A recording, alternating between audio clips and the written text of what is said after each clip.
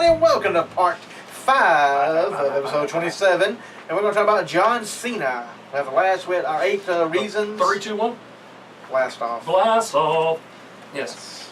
Rocket science. And the 8 reasons why John Cena is the problem with the WWE. He's scuffling his papers over here. Yes. Number 3 is his backstage power is now apparent in the ring. Of course. Have you not seen? He doesn't lose to hardly anybody. Right. Other than CM Punk and Daniel Bryan.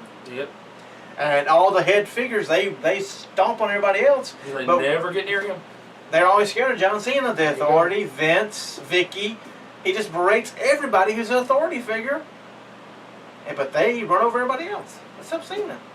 It's like he's capable of making and changing the finish of matches on his own initiative, being placed in the #1 contender slots immediately upon returning from injury. He does, he is! Forming his own team of top superstars to take out an opponent's stable. Getting a title shot out of nowhere against an exhausted Rey Mysterio at the end of the night. And the list goes on and on. And on it's and like on and on. He wants to be WWE's moral compass only when he feels like it. He's even described himself as the gatekeeper to the main event. Oh, I got tired of hearing that shit. Like, you've got to go through me.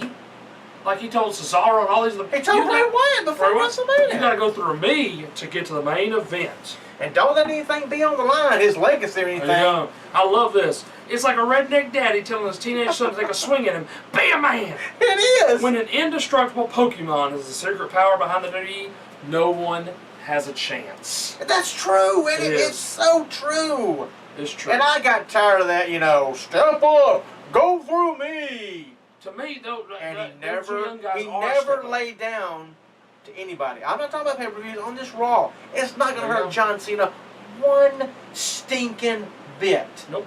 To get a pin, or he'll never submit. We already know this. Never submit. No. Never say I quit. Pin the shoulders to the ground. You can do that. It'll be okay. No, it can only be The Rock. It can only be this and that and the other. Yeah, pretty much. Okay, no, it's okay. Brock, Rock, Bryan, Punk. That is it. Yep. And that's over that's over 2 years. Not Bray Wyatt. Not Cesaro. Nobody. Cesaro lost to beat Randy Orton cleanly one week, and the very next week Cena destroyed the man.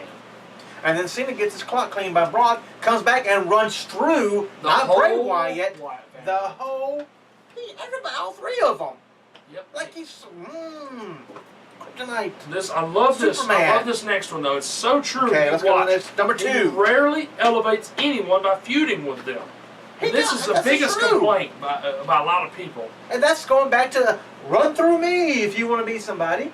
Well, John, you have to lay down to help people. Sometimes it's almost like he's personally responsible for booking every angle he's involved in. It does. But we got to make one thing clear. John Cena is the Hogan of the WWF, not the Hogan in WCW.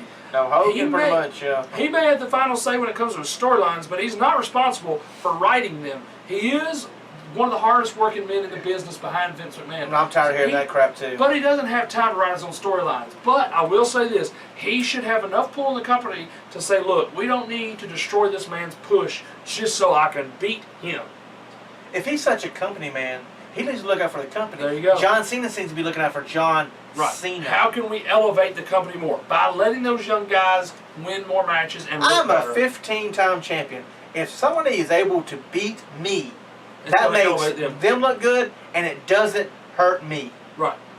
I love this. You can blame him for failing to use his stroke to change bad booking decisions all you like, but you can't blame him for originating them. Now, I could see that. Oh, yeah, no, it's the stupid writers and Vince McMahon going, because even we're talking about Vince McMahon was behind the writers saying, we got to make John Cena look strong after Brock beat his ass. Well, who wrote the crap for Brock to be that bad at SummerSlam? It's like, oops, we made a mistake. I know. We gotta make him look better. We've ruined John Cena. Yeah, okay, whatever. In a couple months, people won't remember hardly what happened at SummerSlam. Just because Cena hasn't deliberately buried other superstars doesn't mean that many don't end up 6 feet under regardless. This isn't about losing clean or even wins and losses at all. This is about how working with Cena derails promising careers. Yes! The fact is that working with Cena is rarely a rite of passage leading to the big leagues. We're not talking about your Big Shows, your Lesnars, your Ortons, your Kanes, your Punks, all of whom could survive an encounter with Superman with their aura and reputation unblemished at all. but it says we're talking about up and coming guys, Yeah. like the late great Umaga, Del Rio, Ryback, and the entire Nexus, both the stable and the storyline. Not to mention, yes, because he should have lost and had to join the Nexus. There you go. What did he do? Wiped them off the map. There you go. Everybody. And now you see where all those people are at. They're not where they need to be at. That's for sure. Not to mention lesser angles with Ziggler, Chris Masters, David Otunga, where's he at? Nobody knows, etc. And let's not even go into how working with Cena killed Zack Ryder's career. Zack Ryder was up there, and you hardly ever see him at all. Not even in New Jersey can he get on Raw or anything. Right. John Cena is always booked to be the single, only, and sole star of every story he's involved in, both going in and coming out. Superstars like Punk and Bryan, who came out of their feuds with Cena elevated, are the exception, not the rule. Yeah, and that's true. It. That is true. You can now add Brock Lesnar to that. Now, he didn't need to be elevated, but it did elevate him. Really, he was elevated because of The Undertaker. Yeah. If he never beat Undertaker at WrestleMania, they could have let him lose again to John Cena. Yeah, because when he come in and attack, John Cena back. His very first feud, he lost to John Cena. At Extreme Rules, yes. Number one. Number one. He's a company man through and through. But like I said a while ago, he may be a company man, but he sure don't act like one. He looks out for John Cena. Oh, I love the WWE. Well, if you do, then you need to help build people, because one day, buddy, you're not going to be around to be the number one guy. Yes. And then what are they going to do? They're going to could end up like TNA. Right. And their ratings get worse and worse, and they lose sponsorship, and then they go out of business. So, how about Mr. Company Man? There you go. Why don't you help somebody up here? All of our previous points are fairly obvious to anyone with a working knowledge of the product for the last 10 years or so. If that's the case, then why on earth have the WWE fixed the problem, and why have they actually allowed it to get worse? They have. I'm not blaming just John Cena. Right. I'm blaming Vince and Hunter and the writing crew and Stephanie and all of them. Right. You know, you can stop this crap because we know it's not real. And you can pick who you want to win. So you're going out letting Cena beat everybody. New guys, old guys, it don't make no difference. Let's make sure John Cena looks great. And at Night of Champions, I wouldn't be surprised if we don't hear, and the new 16-time World Heavyweight Champion, John Cena. Right. Would not surprise me a bit because of what the WWE does. Right. Now, and it's sad. It's very sad. It is. I do want to bring this part up. John Cena eats, sleeps, and breathes WWE. He's the once again, going back to this, he's the hardest working employee they have. Yeah, what we do. Both as on-screen character and behind the scenes, and as an ambassador for the company. But he's not old school wrestling like Triple H and Undertaker, who are the two other biggest company men around. They have professional wrestling in their blood. Here's the difference. Cena has WWE in his blood, and there's a big difference. John Cena, the character, was created within the WWE system, and John Cena, the wrestler, was raised as a WWE performer. He has few interest outside of work, and now that this is back when his marriage was over with, now that his marriage is over and he's in a relationship with Nikki Bella, it can be argued that he has no life outside of working for the WWE. He's also the company's biggest star, sells the most tickets, and has the biggest merchandise mover for so many years that no one seems destined to topple him. The accepted reason for Cena retaining practically the same character for over a decade is that both he and WWE wish to keep their profitable status quo going for as long as possible, which means that both he and WWE have a vested interest in keeping everything they've discussed in this article exactly as it is. That's the problem. That is the problem. Status quo. Oh, we did well with this, but if you change things up a bit, if you ruffle some feathers, you might actually get even more sales, even more tickets, even more people watching the network. But I know that's the stupidest thing, because what happens when your cash cow gets hurt? Can't wrestle anymore. But here's the big thing. The reason that this doesn't work, and it's so bad, is that the booking of John Cena is driven entirely by profit motive. Creative is not a factor. There's no desire to do anything with his character except keep it going. Protection of the WWE's cash cow. That's what it is. Is the primary, only concern here. When nothing matters more than the perception of creative bankruptcy in the service of money, no matter who else suffers as a result, there's something seriously wrong with the overall product. Skewed around the blinkered deception of a single character, John Cena is what's wrong with WWE today. I completely agree with that. You're only looking at the profit margin. Yes. What happened to the days when you know what you said? Let me take a risk. Let me put the title on Hulk Hogan. This is a whole new concept with Hulkamania. Okay, that was risk. That was a whole new thing. Let me make WrestleMania. Let me put everything I have and hope one event and hope it succeeds. And if it doesn't, I'm out of business. Yes. Okay. That's gone. You put all your eggs in one basket and you created WrestleMania. Then you go forward. Okay, and you had Hulkamania for so many years. Okay. Oh yes. Okay. Then you said, you know what? The older guys got to go. It's time to put them in commentary, like Savage and like Mr. Perfect. Let's get a new generation.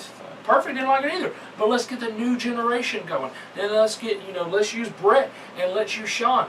But there were so many goofy characters that that's what that generation was known for. But then, finally, they realized, and I understand Vince Russo was all a part of this too, they finally realized at this point in time, WCW's killing us. Competition. We've got to be creative. And who's competition now?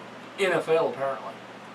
Because not enough to get off the John Cena bandwagon. No, because you gotta shape the stuff around. They kept calling it halftime. WWE doesn't have a halftime. And the ratings sucked about it too. So we didn't bring that up on the news, but the ratings sucked. So because they had Brock and him in the middle, and had Mark Henry and Rusev at the end. Don't start changing shit up like that. Keep it like it is. Brock and Cena should have ended Raw. Right. Even on SmackDown, Mark Henry and Rusev ended the show. Very weird. And there's no football on Friday night. No, very strange. But yeah, I mean that really goes to show you that I mean, you know what? John Cena, the person, he might be a great person, and everything, but we're looking at what has happened throughout the career. They took chances. Years. They took chances after chance after chance, and even when Cena, Batista, Randy Orton came in, okay, the older guys were leaving. The WCW guys were gone, ECW guys were gone, they had already done the invasion, most of them were gone.